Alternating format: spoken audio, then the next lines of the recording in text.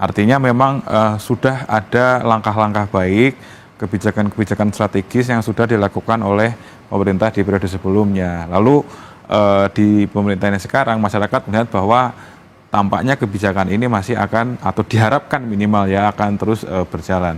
Mengapa kesehatan lalu pendidikan itu menjadi titik penting juga? Karena kan ini kalau kita bicara soal indeks pembangunan manusia gitu ya, kesehatan dan juga pendidikan itu kan menjadi 2 dari 3 ya nanti sisi ekonomi yang membangun indikator indeks pembangunan manusia gitu.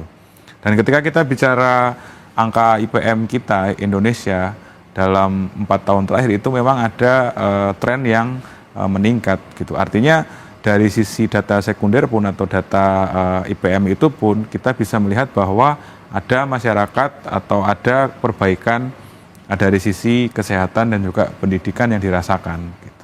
Tapi dari sekian banyak program Astacita Prabowo Gibran ini, apa sih program yang menjadi sorotan dari responden sendiri? Ya, kalau kita lihat grafik yang pertama tadi ya, memang kita bisa melihat ada 3 klaster ya. Klaster pertama adalah yang mendapatkan apresiasi di atas 80%. Lalu klaster kedua itu yang angkanya relatif dari 70 sampai 78%. Nah, yang paling rendah itu di angka 60 sampai 66,9%. Nah, ini kalau kita lihat kan memang 2 yang paling bawah itu adalah meningkatkan pendapatan negara. Itu apresiasinya atau kepuasannya hanya bisa kita bilang ya hanya 60,5% di survei ini. Ini menunjukkan bahwa memang kan dari kalau kita baca Astacita di bagian 8 program prioritas cepat ini ada satu bahwa dibangunnya badan penerimaan negara gitu ya dengan harapan penerimaan negara itu akan membaik.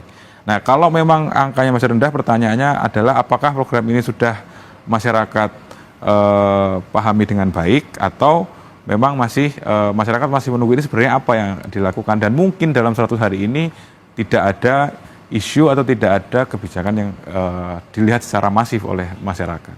Lalu yang kedua soal makan bergizi gratis. Nah ini cukup menarik nih Mas ya, karena makan bergizi gratis ini kan menjadi program yang diunggulkan gitu di Prabowo Gibran. Ini kenapa hanya sekitar 66,8% ini tingkat kepuasannya?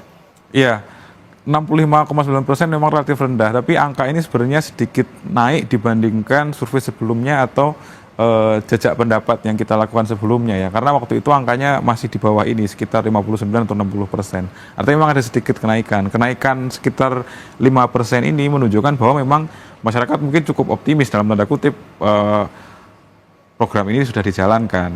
Hanya memang masih karena ini memang program yang baru ya, program yang khas dari pemerintahan Prabowo Gibran. Masyarakat masih melihat ini sungguhkah struktur mekanismenya akan jelas, lalu juga akan menjadi sebuah program yang berkelanjutan karena kan relatif isu yang selalu terkait dengan makan bergizi gratis ini kan soal anggarannya yang besar.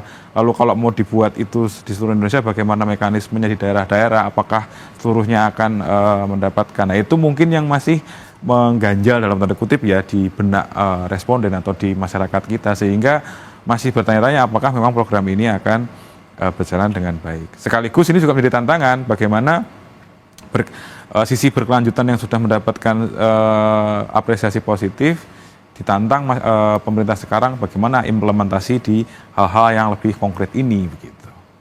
Iya, tentunya juga ditunggu ya Mas Tiar ya, responden akan menunggu seperti apa nanti Prabowo Gibran mengimplementasikan program-program mereka di masyarakat. Nah tapi dari semua program yang ada, faktor apa aja sih Mas yang menjadi penentu baik tidaknya program-programnya Prabowo Gibran di mata para responden?